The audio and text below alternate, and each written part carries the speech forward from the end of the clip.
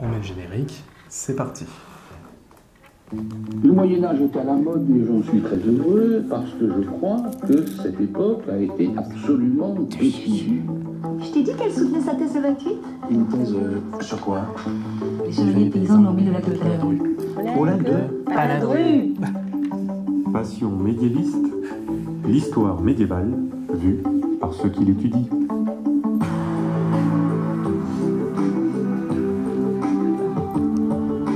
Et là, tu peux baisser.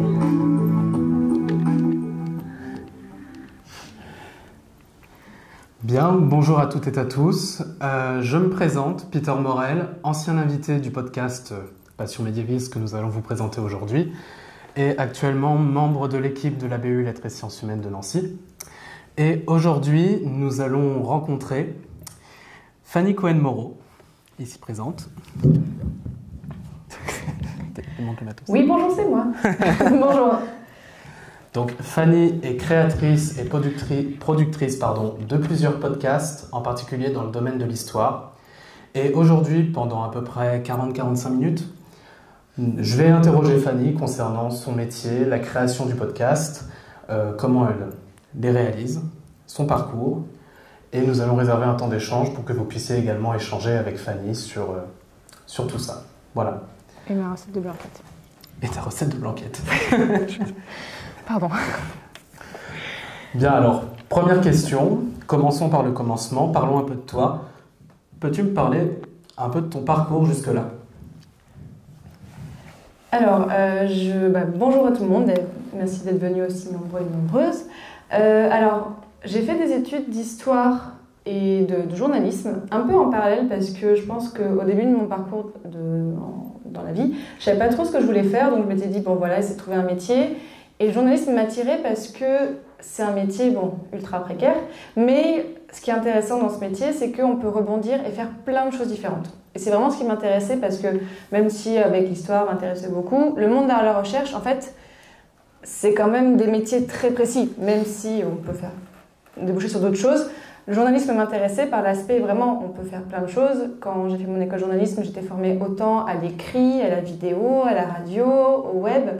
Et c'est ce qui m'a plu le plus, c'était la radio, pour son aspect, voilà, le côté parler directement aux gens, vraiment avoir ce côté direct avec les auditeurs, et aussi une autre forme de liberté par le son, que ne permet pas forcément l'image. On pourra en reparler de pourquoi j'ai choisi peut-être le format podcast.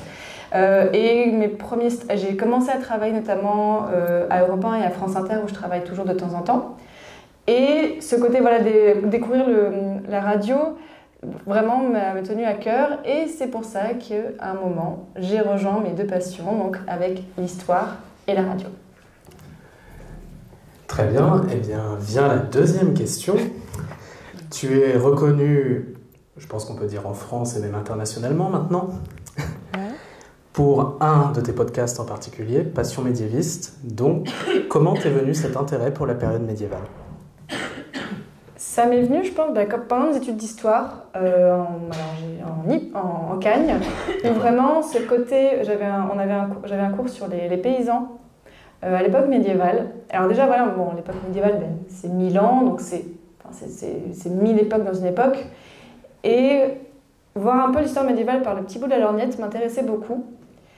Et aussi, je pense qu'il y a tout mon goût aussi pour la fantasy, pour tout ce qui est Tolkien, ce genre de choses qui en fait s'inspire en partie de l'histoire médiévale, qui m'a donné ce goût-là. Et je pense aussi vraiment ce côté, en fait, le Moyen-Âge est partout autour de nous. Bon là, voilà, tout à l'heure on se baladait à Nancy, oui, le Moyen-Âge est très présent encore à Nancy, et en fait partout en France, parce que et on arrive à identifier quand on voit un château, quand on voit une cathédrale. Les cathédrales parfois c'est un peu, il y a des petits pièges, mais en tout cas les châteaux et beaucoup de choses, on sait reconnaître du médiéval, et en fait on se rend pas forcément compte, mais le Moyen-Âge est partout dans la culture populaire.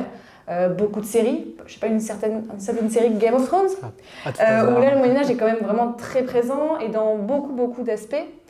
Donc c'est vraiment une période historique qui est pour moi très importante à étudier, et surtout qu'il y a quand même beaucoup d'idées reçues Sur le Moyen-Âge, vraiment, c'est à 90% des personnes qu'on leur demande c'est quoi les premières images qui viennent en lien avec le Moyen-Âge, c'est une époque sombre, obscure, on est dans la boue, bref. Les clichés qui malheureusement à partir de la Renaissance ont commencé à bien polluer toute la vision de cette époque-là. Alors que non, c'est une période beaucoup plus riche et c'est pour ça que je me dis là il y a un enjeu aussi à s'intéresser au Moyen-Âge parce que pour le grand public il y a des choses à faire. Lorsqu'on préparait cet entretien, tu m'as également dit que tu avais un Master 1 d'histoire médiévale.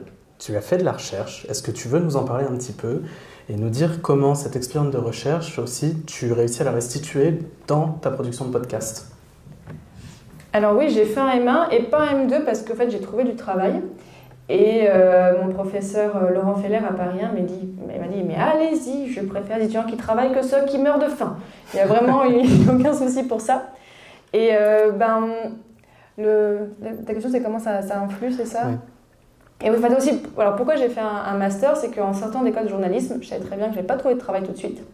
Et comme je n'aime pas m'ennuyer, je me suis dit je vais quand même aller m'inscrire à ma fac, dans une fac au cas où, pour pas m'ennuyer, et commencer ce master. Et en fait, c'est aussi en faisant ce master que j'ai dit du podcast, parce que je me disais, surtout le côté master est très peu valorisé dans la société en général. Le fait d'avoir fait un master, ça compte pas pour grand-chose. Déjà, malheureusement, la thèse, dans mon générique ou quoi, les gens qui sont en thèse, on les regarde, surtout en histoire, parce qu'on dit ça sert à quoi et tout ça. Donc les gens en thèse, on les considère pas très bien. Alors les gens en master, il y a aussi une question de visibilité. En fait, quand on fait un mémoire, quand on fait un master, c'est parfois... maintenant, il y a plein de choses.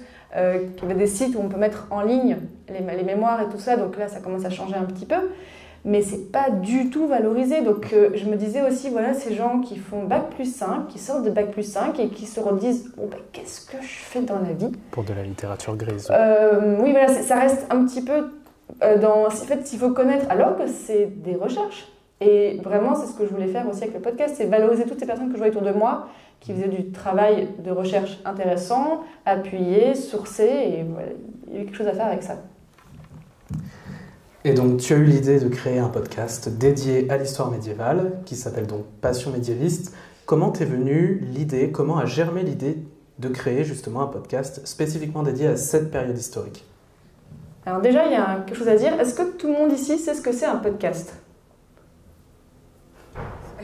Non, mais il n'y a pas de honte à avoir du tout. Pour les personnes qui auraient des doutes, on ne sait jamais.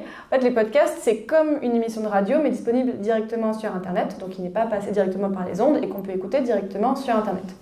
Donc, et ça existe depuis plus de 20 ans en France. C'est quelque chose, vraiment, là, depuis quelques années, on entend plus parler parce qu'il y a notamment tout ce qui est monétisation, les médias de presse qui ont commencé à en faire aussi, donc on entend un peu plus parler. Mais c'est un média finalement un peu ancien, à l'image, par rapport à Internet, et qui a une grande liberté. Et donc, pourquoi un podcast? En fait, alors déjà, l'idée du podcast, je me rappellerai très très bien où j'étais. Alors, j'étais en stage au Figaro, personne n'est parfait. Et c'était vraiment en février 2017. Et quelqu'un sur Twitter, parce que Twitter est très bien, disait, en tout cas, je crois que Elon Musk le rachète, bref, quelqu'un sur Twitter disait c'est trop dur d'être un médiéviste, donc de faire quelqu'un qui fait des études d'histoire médiévale, il faudrait faire une émission Vie ma vie de médiéviste. Et vraiment, j'ai eu un ping. Mais oui, l'ampoule. C'est ça que je vais faire. Je vais faire une émission où j'interviewe des personnes qui font des recherches d'histoire médiévale. Alors, en termes de sujet niche, je pense qu'on ne peut pas faire plus niche que ça. À part le podcast sur les chiens, ça c'est encore autre chose. Mais j'ai vraiment l'idée de faire ça. Et pourquoi aussi un podcast? Alors déjà, donc, comme je l'ai dit, le média audio, c'était ce avec quoi j'étais le plus à l'aise. Parce qu'il y a ce côté jouer avec la voix. Et aussi parce que quand on interviewe des personnes avec juste la voix, ça part directement au cœur. Et je me disais pas de vidéo parce que à quoi aurait servi la vidéo à part à juste devoir combler l'image, à devoir faire des recherches iconographiques pour occuper l'image, parce que filmer quelqu'un pendant au début 15 minutes et maintenant quasiment 1 heure, ça n'a pas grand intérêt.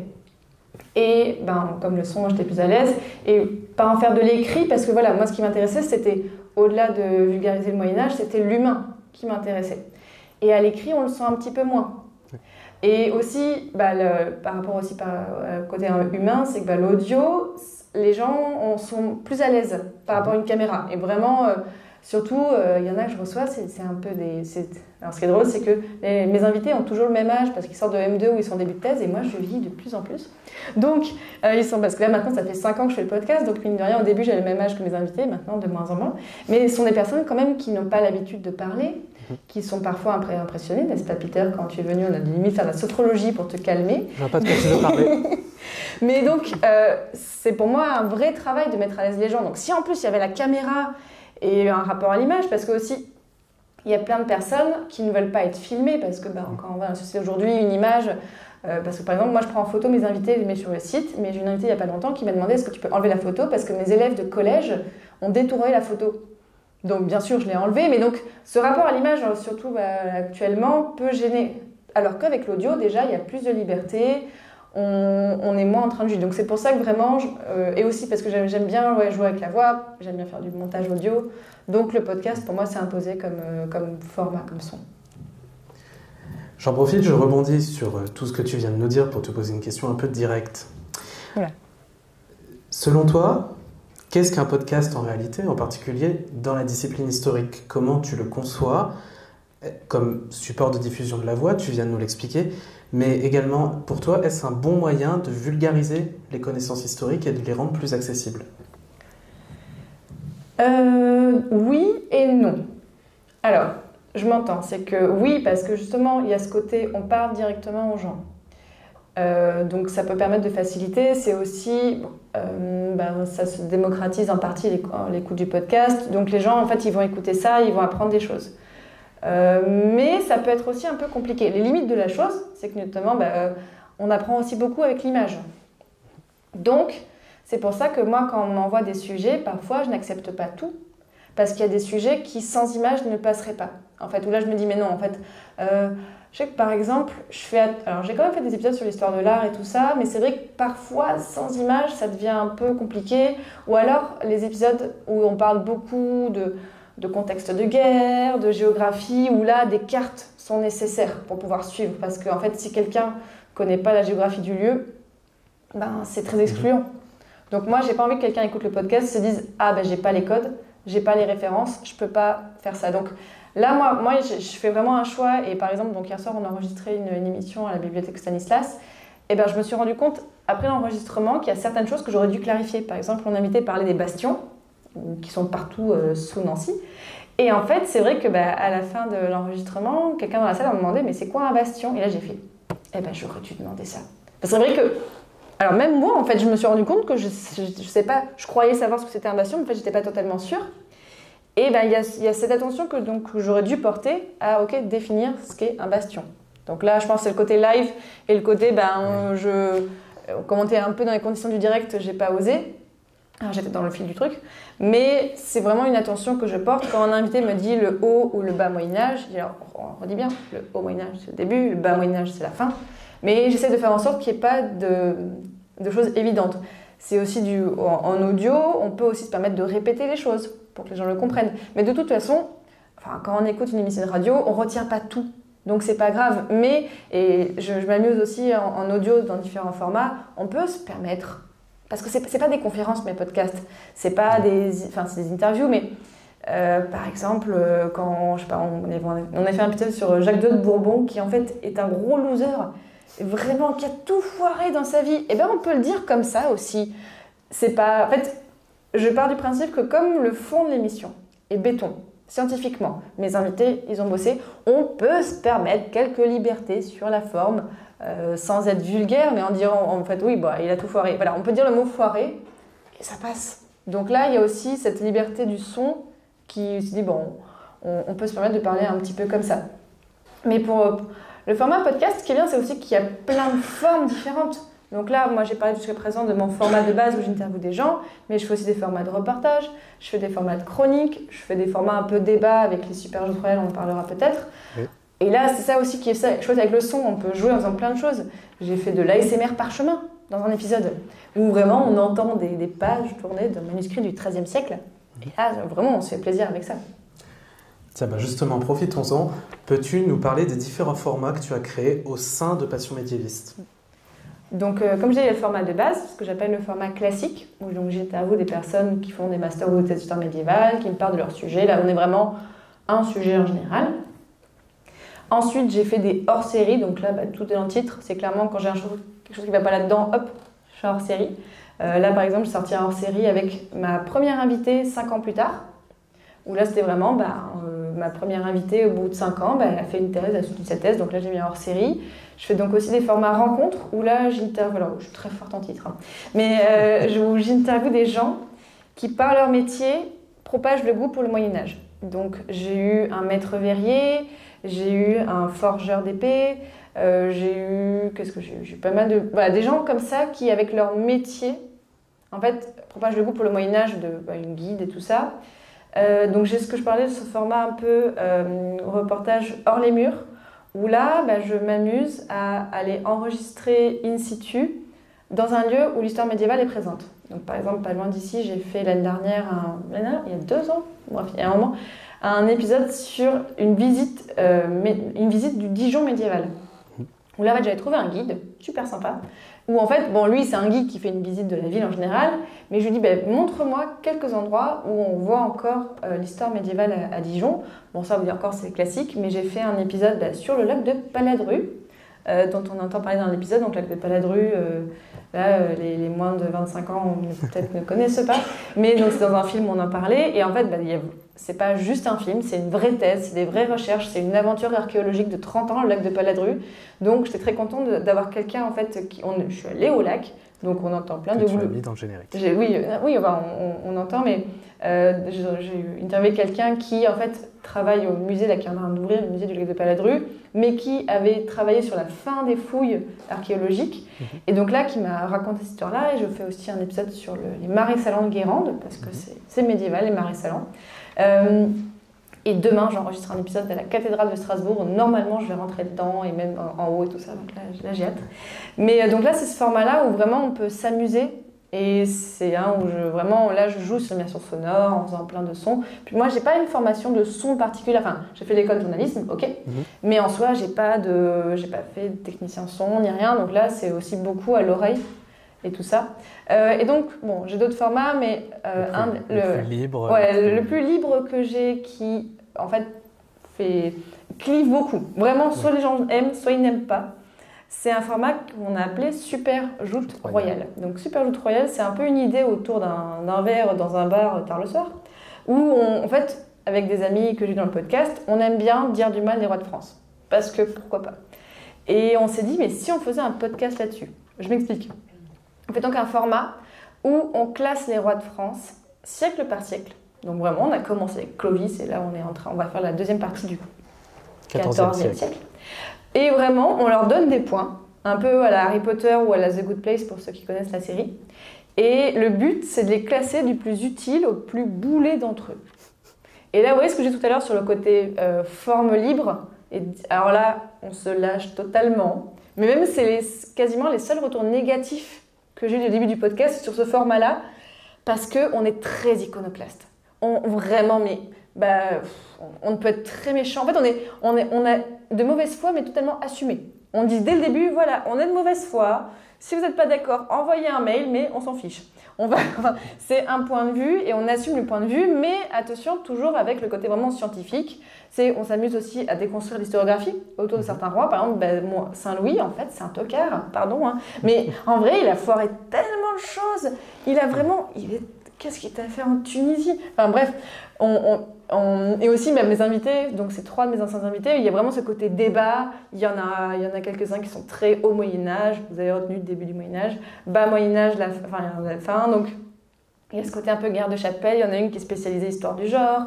Donc là, c'est vraiment en discussion, j'essaie de les tenir, d'attribuer les points, et on se marre beaucoup, vraiment, parce qu'on parle de Jean le posthume, Jean Ier le posthume, qui a régné une journée, il est né, il est mort, il a régné une journée, mais il compte dans les rois de France. Il y a eu un Jean II après, mais celui-là, c'est le Jean Ier le posthume. Donc c'est ça, et surtout, en fait, on s'est pas mal amusé avec les rois mérovingiens, dont là, on n'a jamais entendu parler, les Clodomir et compagnie, là. Et voilà, là, je sais que je reçois quasiment un message par semaine de personnes qui me demandent, c'est quand la suite ? Parce que voilà, on fait vraiment ce côté suite et là, même les gens l'utilisent pour réviser. Donc voilà, on s'amuse bien et encore, j'ai plein d'autres idées en lien à faire des podcasts. Et c'est un moyen pour toi également de transmettre l'historiographie d'une manière un peu plus décalée, amusante, puisque finalement, toutes les critiques, même expliquées de manière amusante sur ces rois, sont étayées scientifiquement par tes invités. Oui, voilà, on explique par exemple Saint-Louis qu'effectivement, il y a des personnes qui ont très bien raconté sa vie derrière, qui sont très bien dit, bon allez, on va essayer de le... Qui ont fait une géographie. Voilà, la géographie pour le faire sanctifier après, bref, le rendre saint. Donc ça, c'est, voilà, on essaie de déconstruire ça aussi, parce que quand on apprend l'histoire à l'école, on n'a pas trop le temps de parler d'historiographie, de dire pourquoi on a telle image, pourquoi en fait on sait ça sur telle personne. Donc, c'est important, là, dans le podcast, on en profite pour parler des chroniqueurs de l'époque, pour parler de certaines choses. Et aussi, voilà, par exemple, enfin là, on va pas mal en parler, je pense, avec la guerre de 100 ans, bientôt dans des épisodes. Comment, aussi, au XVIe siècle, au XIXe siècle, comment, par exemple, avec Jeanne d'Arc, comment, en fait, son image, Jeanne d'Arc, a évolué. Donc, il y a beaucoup de choses à dire comme ça. Et je pense que ce qui plaît aussi aux auditeurs, c'est qu'on les prend pas pour des débiles. Moi, c'est très important dans le podcast, c'est que je ne nivelle pas par le bas. Non, je me mets au niveau de tout le monde.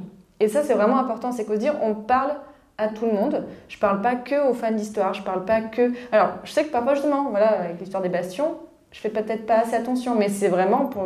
Moi, mon but, c'est que ma grand-mère de 86 ans, qui n'a même pas le BEPC, puisse écouter. Donc, parfois, elle me dit, tu parles un peu vite, ma petite. Mais j'essaie de penser à elle en me disant, OK, il faut que Mimi puisse comprendre. C'est important pour moi. Merci beaucoup Fanny. Passons un peu à la deuxième partie de cet entretien. Rentrons dans le vif du sujet. Okay. Passion médiéviste derrière un épisode. Ma première question, c'est pourquoi as-tu choisi spécifiquement d'interroger des masterants, des doctorants ou de jeunes docteurs pour intervenir dans ton podcast ? Le côté jeune chercheur, j'en ai parlé un petit peu tout à l'heure effectivement de ça, mais aussi parce que, par exemple, la France Inter... ils le font encore maintenant. Il y a des émissions de radio où sont reçus des historiens, des historiennes qui viennent présenter souvent un bouquin. C'est vraiment 90% des émissions d'histoire en radio ou en télé, c'est quand même où il y a un bouquin, où il y a une actualité, tout ça. Moi, ça m'intéressait du coup de prendre... Parce que, en vrai, quand je dis du podcast, d'abord j'ai regardé ce qui existait. Je ne vais pas faire quelque chose qui existe déjà. Ce que les gens devraient faire plus souvent. Mais j'ai regardé ça, je me dis, ok, en fait, le côté jeune chercheur, ça n'existe pas encore totalement. Maintenant, il y a beaucoup plus de choses, que ce soit ma thèse en 50-20 secondes ou pas mal de choses comme ça. Mais ce côté vraiment, les jeunes chercheurs qui sont en master, qui sont en thèse, ça n'existe pas vraiment. Donc je me suis dit, ok, on va faire ça comme ça. Et aussi, alors je suis très forte pour me fixer des règles toute seule. Mais donc le côté, des gens qui sont en M2, alors c'est important pour le coup, je ne prends pas des gens qui sont en cours de M1. Pourquoi ? Parce que, en fait, je préfère attendre que le master de l'EM1 soit validé pour que le professeur ait validé les recherches. Parce que quand quelqu'un est en cours de M1, comment je sais si ces recherches sont bien ? C'est un procédé en construction. Voilà, c'est ça, c'est en cours de construction. Et je ne peux pas vérifier tout, en fait, derrière. Donc moi, mine de rien, d'avoir cette validation scientifique de « Ok, je peux faire confiance, ça a été validé derrière », moi, c'est clairement...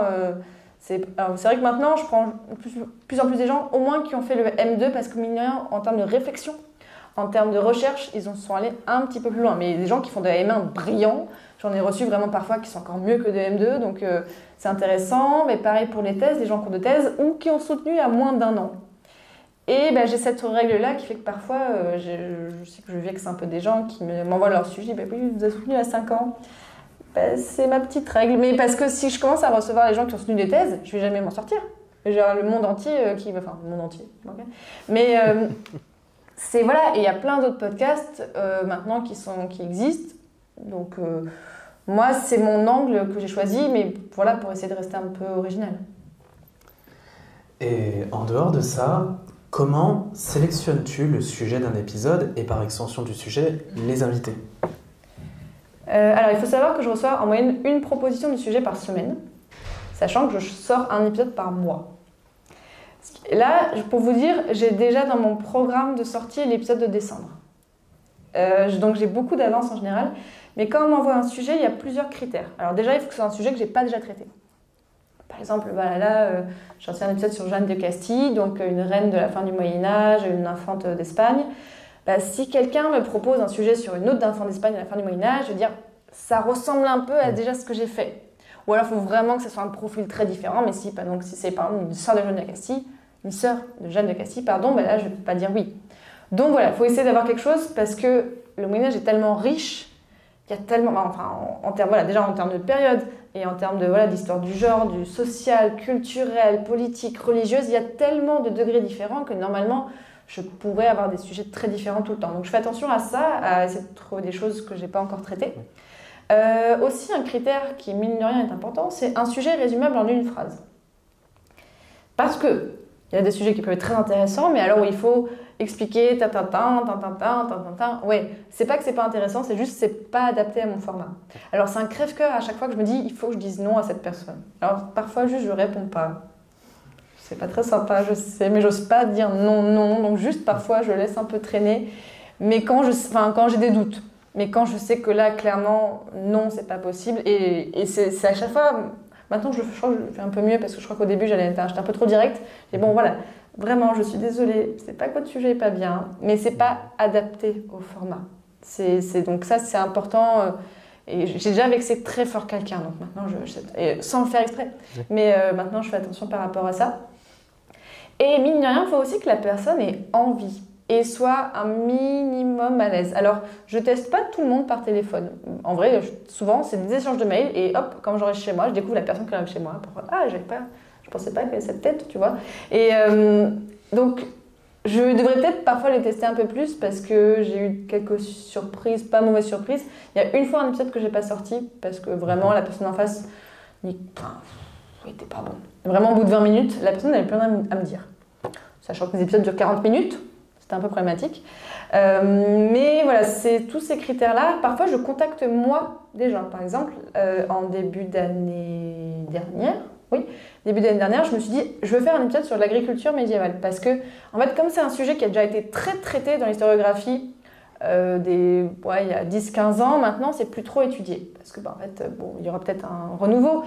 Mais comme c'est un sujet qui est beaucoup au programme en 5e, l'agriculture Moyen-Âge, j'ai beaucoup de profs qui me disent on aimerait bien un sujet pour pouvoir en parler, donc trop bien. Donc j'ai cherché sur mon site préféré, alias thèse.fr, c'est ma mine d'or pour moi. Donc j'ai cherché agriculture Moyen-Âge et j'ai trouvé comme ça quelqu'un qui a fait sa thèse sur les moulins à Paris au Moyen-Âge. Et je contacte la personne, on trouve son mail parce que souvent, comme c'est doctorant, on trouve les mails en ligne, tout ça c'est pratique.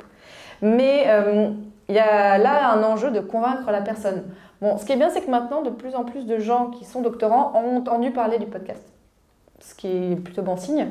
Mais là, effectivement, la personne aurait pu être pas à l'aise ou quoi, et moi, je pense que c'est un de mes épisodes préférés. J'ai adoré faire cet épisode. Donc, voilà, il y a plusieurs critères. Ou parfois, en fait, quand quelqu'un m'envoie un sujet qui peut être un peu large, on peut le redéfinir. Par exemple, là, j'ai une personne qui m'a envoyé, elle travaille sur une étude de cas un peu générale dans une église, mais en fait, dans son sujet, elle a toute une partie sur les carreaux de pavement. Donc, qui est un élément d'architecture intérieure médiévale. Et j'avais fait un épisode en partenariat avec le musée Cluny à Paris, où j'en avais parlé. Je me suis dit, mais c'est super intéressant, les carreaux de pavement. Là, c'est vraiment un micro-sujet. Mais je me suis dit, il y a quelque chose à faire. Parce qu'en fait, on a tous parfois des carreaux chez nous. Et en fait, comment c'était au Moyen-Âge. Donc là, il y a aussi parfois, moi, un vrai travail de journaliste là-dessus, de anglais, de comment dire, ok, en fait, là, on me prend dans un sujet comme ça, je vais juste peut-être le réduire un petit peu ou le redéfinir. Donc là, il y a vraiment un travail de ma part, pour le coup.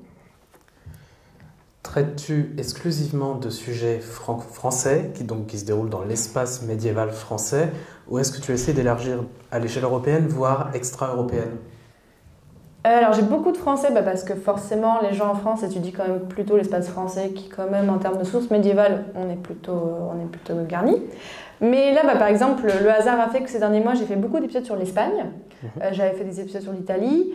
Clairement je manque d'épisodes sur le Saint-Empire romain germanique où là en fait j'ai quasiment rien fait là-dessus, je me rends compte, c'est un gros trou, il faudrait vraiment que je ne fasse plus. C'est un appel. Oui, c'est un appel, mais sur l'Angleterre, j'aimerais bien faire beaucoup sur l'Angleterre aussi, et là je suis très contente parce que dans les prochains mois, j'ai 2 épisodes qui vont être hors Europe, que normalement je vais enregistrer, un sur les Mayas, parce que les Mayas techniquement c'est le Moyen-Âge, en termes de temporalité, voilà, donc là Je sais peut-être que ça va un peu désarçonner les personnes, mais en fait, oui, techniquement, en termes de vraiment de chronologie, c'est l'époque médiévale, donc je suis très contente de faire ça. Et un épisode sur le Japon médiéval, avec qui, en fait, elle a une invitée, m'en avait parlé comme quoi elle allait faire une thèse là-dessus. En fait, elle a fait un mémoire, et du coup, là, elle m'a dit, c'est bon, j'ai fait mon mémoire, est-ce qu'on en parle? Carrément. Donc moi, j'aimerais beaucoup sortir de l'Europe, mais après, il y a toujours la question des sources. La question aussi que j'avais quand même fait un épisode sur l'islam médiéval avec un invité qui était en co-direction avec le Koweït. Donc là où ça avait été toute une aventure pour essayer de le choper parce que entre le Koweït et Paris.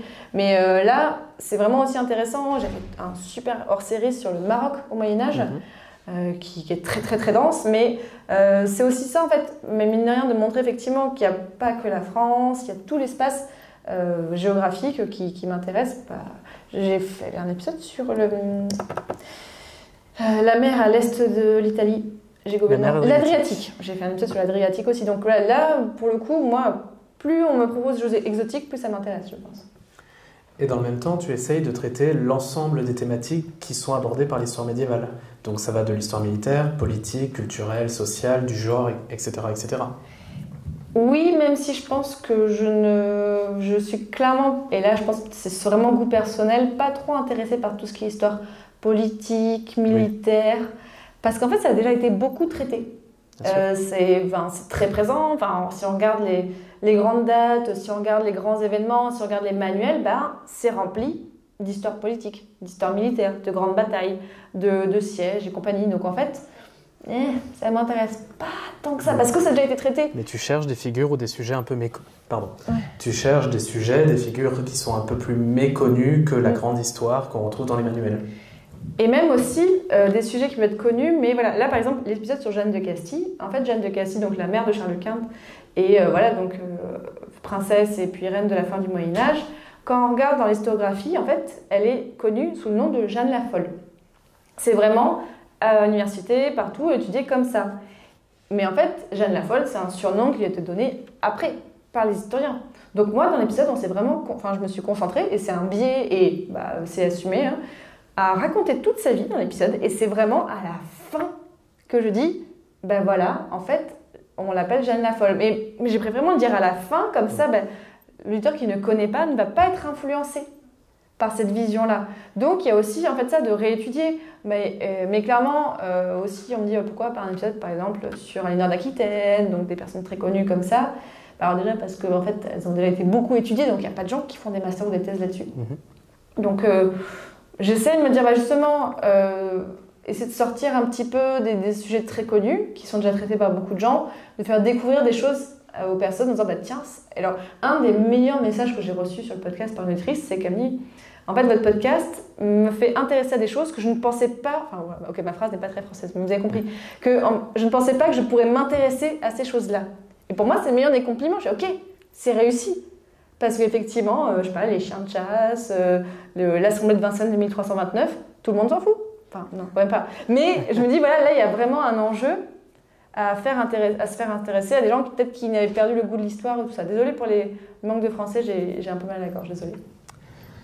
Comment se déroule un enregistrement, en particulier pour les personnes qui n'ont pas pu venir à la bibliothèque Stanislas hier soir? Et par extension, comment prépares-tu les différentes questions que tu vas poser à tes invités? Ça se déroule très mal, je suis très méchante. Les questions, je les fais en amont, avec l'invité qui m'envoie un petit résumé de son mémoire ou de sa thèse, parce que clairement, j'ai pas le temps de lire la thèse. En vrai, ça me prend pas beaucoup de temps sur les questions. Peut-être que j'aurais passé plus de temps, mais parce que j'ai un peu mon canevas. Je sais que on va commencer par les questions d'introduction, de pourquoi ce sujet, définir l'espace géographique, définir un peu le contexte historique. Après, on rentre dans le sujet, on détaille un peu le sujet. Ensuite, ça va être des questions de méthode, parce que là, je trouve que c'est toujours hyper intéressant en fait, d'expliquer comment un médiéviste sait ça, à partir de quelle source. J'envoie les questions en amont à l'invité, pour qu'il puisse, pas me les valider, mais juste aussi réfléchir, parce que parfois, c'est aussi... Je sais que j'ai un invité qui m'a déjà dit, en fait, tes questions m'ont fait un peu reconsidérer mon sujet sous un autre angle. Pas entièrement non plus, mais en fait, parfois... justement, je vais un peu tourner les choses différemment. Et aussi pour qu'il prépare certains éléments pratiques. Et aussi parce que pour être sûr que je ne me trompe pas.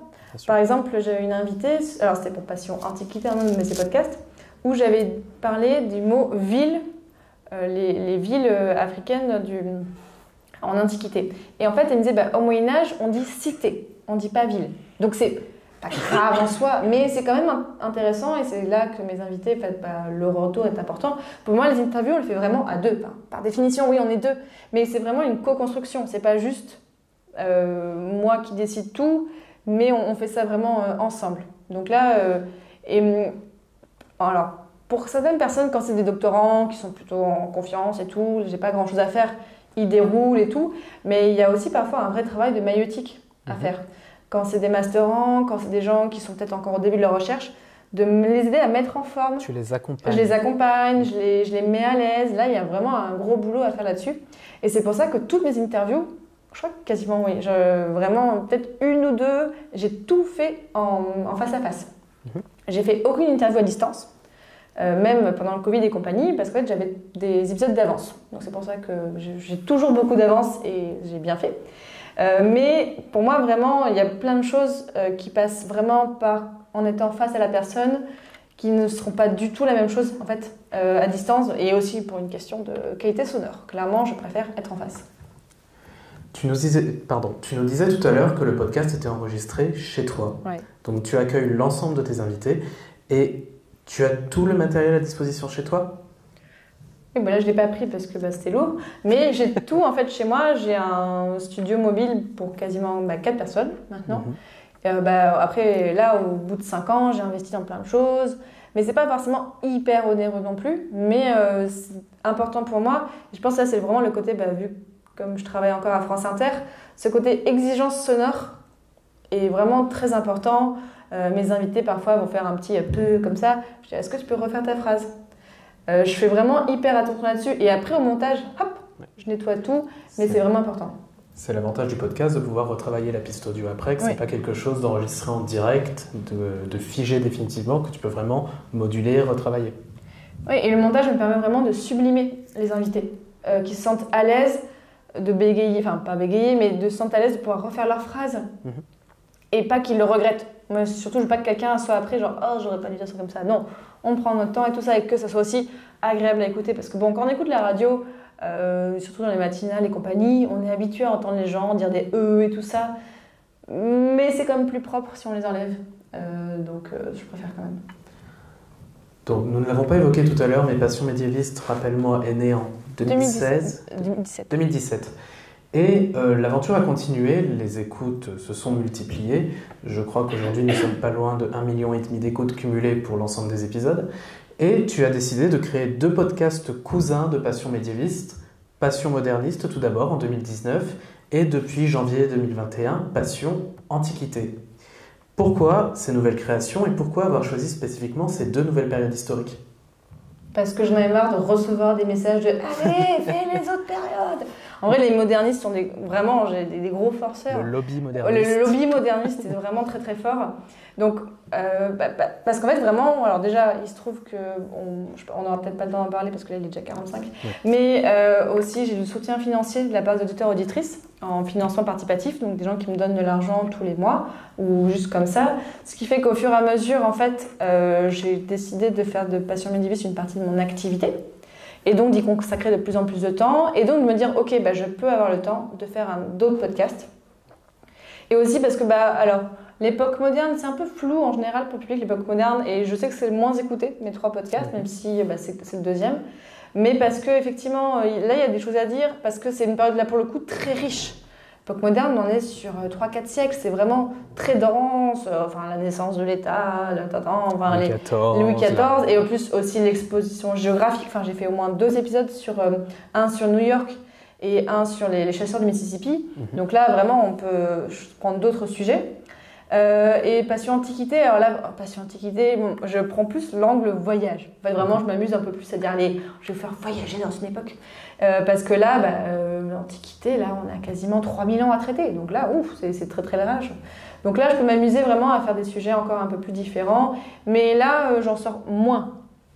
Mais ça permet en fait aussi vraiment de voir d'autres techniques, d'autres façons de travailler pour les historiens, parce que c'est pas du tout la même façon qu'un médiéviste. De toute façon, même 2 médiévistes, s'il y en a un sur Haut Moyen-Âge et un sur Bas Moyen-Âge, ils ne travailleront pas de la même façon. Oui, Donc bien là, avec les antiquités ou modernisme, ça permet vraiment encore plein de choses. Comme tu le résumes si bien au début des épisodes de Passion médiéviste, il y a autant de Moyen-Âge que de médiévistes en réalité. Donc tu peux dire ça en fait pour toutes les périodes sur lesquelles tu travailles. Chaque historien ou historienne a sa manière de voir la période qu'il étudie.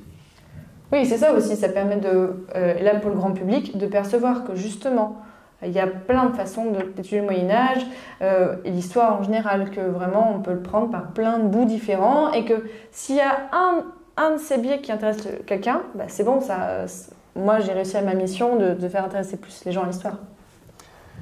Et quelle a été ta réaction face au succès de tes podcasts en histoire? Pardon, mais ça me fait rire, le succès. On m'arrête pas dans la rue, hein. Mais... Non. Mais en vrai, je suis très contente parce qu'effectivement, c'est beaucoup de travail. Maintenant, donc c'est un mi-temps, mais au début, c'était les week-ends, les soirées, mon copain qui en a marre, voilà. Mais je suis contente effectivement que ça ait du succès. Et en fait, ce qui est vraiment, je m'en suis rendu compte là il y a quelques temps, c'est que je fais quelque chose qui me plaît. J'adore ce que je fais. Et en plus, c'est en partie mon travail. Je sais pas si tout le monde peut dire ça en fait. J'aime les gens avec qui je travaille, j'aime ce que je fais, je peux choisir tous les sujets sur lesquels je travaille. Je pense je me sens vraiment chanceuse et contente. Libre. Hein, et oui, libre, mais par les propres cadres que je me suis fixés. Et c'est ça en fait. Je pense que clairement, si on m'avait dit ça il y a 5 ans, je l'aurais pas cru. Vraiment, j'aurais dit mais non, ça va pas. Mais c'est vraiment aujourd'hui et ce qui est chouette, c'est que je me dis, je sais pas ce qui m'attend encore après. Mais parce que là, je suis sortie l'épisode justement anniversaire des 5 ans avec ma première invitée et en rigolant, je dis tu verras, quand on fera l'épisode spécial 10 ans, on s'est regardé en mode oh là là. C'est assez vertigineux, mais après, peut-être que j'arrêterai parce que je m'ennuierai ou j'ai envie de faire autre chose. Vraiment, je me suis dit, tant que ça me plaît, je continue. Et enfin, dernière question. Avant de passer aux questions du public. Avant de passer aux questions du public. Y a-t-il quelque chose qui te rend particulièrement fier ou au contraire que tu regrettes dans les différents podcasts que tu as pu faire?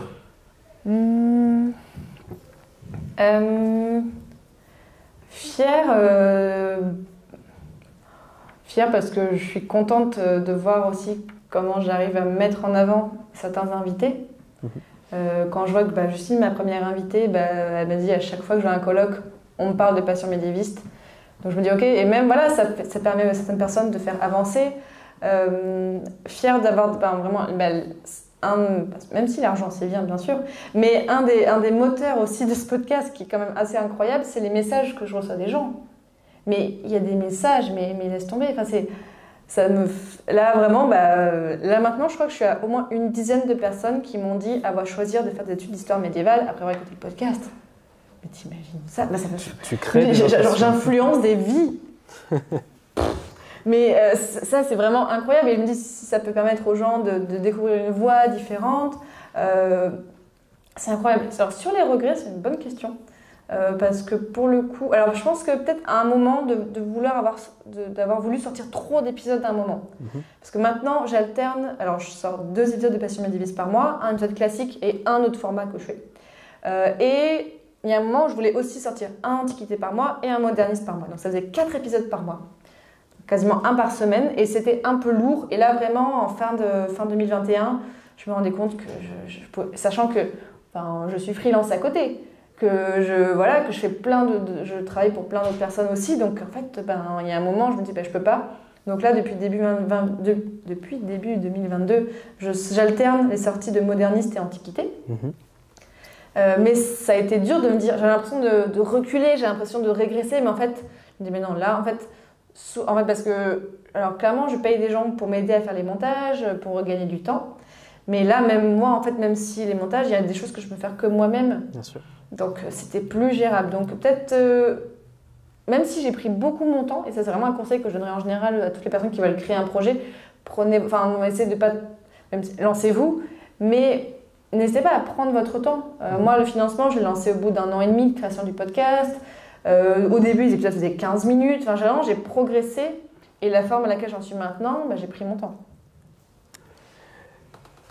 Ça me fait revenir à une autre question. La longueur moyenne de tes épisodes, c'est 40 à 45 minutes. As-tu déjà dépassé cette limite? Ce qui est bien dans le podcast, c'est qu'il n'y a pas de problème de durée. Je fais ce que je veux. En fait, vraiment, maintenant, je ne veux pas faire plus, en général, pour les épisodes de 45 minutes, parce que, en termes d'attention aussi, je trouve que c'est bien, ça se tient bien. Et je me dis, si on mettait plus long, ça tirerait un peu plus. J'ai déjà fait plus long, pour les Super Joutes Royales, on a fait un épisode de 2 heures. Mais comme là, c'est un épisode où on est 4, enfin, c'est très conversationnel, ça s'écoute plus facilement, et puis de toute façon, les gens peuvent mettre pause. Alors, à chaque fois, on me dit pourquoi les épisodes sont trop longs, mais vous pouvez faire pause et réécouter plus tard, en fait, c'est pas très grave. Mais je crois que l'épisode avec toi, il fait quasiment il fait 58 minutes. 58 minutes, voilà, donc je m'interdis rien, en fait. Je me dis, si j'ai envie de faire plus long, je fais plus long, et puis, pour le coup, je ne vais pas faire moins de 30 minutes parce que ce serait vraiment trop déséquilibré par rapport aux autres épisodes. Très bien, merci beaucoup Fanny d'être venue à la BU Lettres et Sciences Humaines de Nancy pour nous parler de toi et de tes productions en podcast. Je propose que nous passions maintenant aux questions du public. Qui sont nombreuses, incroyables. Très nombreuses. Ah. C'est encore moins. Si vous aviez pu faire un travail de recherche en histoire médiévale, vous auriez choisi quoi comme sujet? Alors techniquement, j'ai fait mon M1. Alors moi, mon M1, c'était un micro-sujet que clairement, je le proposerais. Enfin, si on me proposait ce sujet dans le podcast, je dirais non. C'était sur un document de gestion de seigneurie à la fin du XIIIe siècle dans le nord de la France, autour de Tournai. Et en fait, j'avais kiffé vraiment ce sujet-là. Donc, j'étais en direction avec Laurent Feller, donc, qui est spécialisé plutôt histoire économique, histoire du salaire, du travail. J'ai adoré ce côté-là. En fait, ce côté, on va aller voir. En fait, à travers ces documents de gestion qui peuvent paraître parfois un peu obscurs, mais en fait, il y a un moment dans ce manuscrit, donc qui fait à peu près 30 pages, 30 folios, mais il y a une page de salaire des employés de la seigneurie. Et là, on voit, comme c'est de l'ancien Picard, c'est très barbare. L'ancien Picard, c'est génial, il y a des K et des W partout. Mais donc, il y a une certaine Marie qui était employée de chambre. Et là, on parle de 1273, c'est la seule trace qu'il y a peut-être dans l'histoire de cette Marie-là, et on peut la voir par là. Et ça, je trouve ça génial, en fait. Et c'est à partir de fin XIIIe siècle qu'on commence à avoir de plus en plus de documents comme ça qui ont été conservés, parce que peut-être qu'ils existaient avant, mais ils n'ont pas forcément été conservés. Et moi, c'est vraiment ce truc-là que j'aimerais faire, en fait.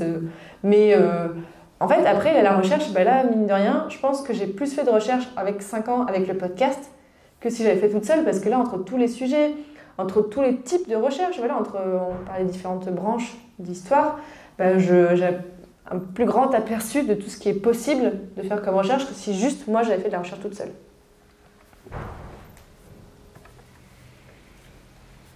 Oui. Qui vous écoute en particulier, vous savez, quel est votre public? Alors il y a vraiment de toute personne. Alors avec le podcast, c'est pas par rapport. Alors une des différences en termes, par exemple, par rapport à YouTube, où là on peut savoir parce que Google et compagnie. Et là où YouTube, il y a une plateforme de référence, le podcast, il n'y a pas une plateforme de référence qui existe actuellement. On peut écouter les podcasts sur Spotify, sur Deezer, sur beaucoup de sites. Donc là, niveau données comme ça, vraiment très quantitatif, c'est pas possible. Mais en tout cas, par les retours que j'ai, je sais que j'ai de tout. Vraiment de tous âges, que ce soit des jeunes en licence, que ce soit des personnes de plus de 60 ans, vraiment de tout type de personnes. Des patients. Alors, je pense qu'en général, c'est quand même des gens qui sont intéressés par l'histoire. Mais bon, voilà, c'est tellement vaste. Mais j'ai autant aussi des profs qui écoutent le podcast pour faire écouter à leurs élèves, ou des profs qui écoutent pour préparer leurs cours, parce que des profs de lycée qui donnent des cours à des 5e, si la personne n'est pas médiéviste, parfois pour rattraper un peu des choses. Vraiment tout type de public. Ça, je le vois, et c'est toujours très surprenant.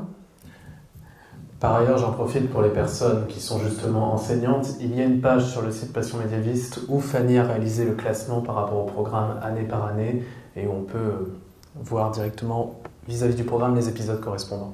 Oui, si ça, pour faire des exercices en cours, que ce soit, alors je connais plus les termes, mais en gros les devoirs à la maison ou en classe, ou juste pour enrichir, il y a pas mal de choses à faire avec ça. Je dis ça parce que c'est des profs qui l'ont fait et qui m'ont dit qu'ils le faisaient. En fait, moi, c'est pas... Et je me suis dit, ok, on va essayer de proposer quelque chose d'un peu plus détaillé, mais il y a beaucoup de choses à faire avec le podcast. Ouais. Est-ce qu'il y a d'autres questions? Mais d'ailleurs, si l'histoire en général vous intéresse, je peux vous conseiller d'autres podcasts. Alors qui sont pas... voilà, j'essaie de réfléchir à des podcasts qui sont différents de ce que je fais, ou enfin, en tout cas. Alors, il y a un podcast marocain, mais qui est en français pour la plupart des épisodes, qui s'appelle Radio Maarif, avec M-A-A-R-I-F, où c'est en fait un journaliste, et il n'est pas que journaliste, il est aussi musicien marocain, qui dans chaque épisode interview, bon là pour le coup des historiens et tout ça, mais sur un point de l'histoire marocaine. Et en fait j'adore son approche parce que vraiment c'est...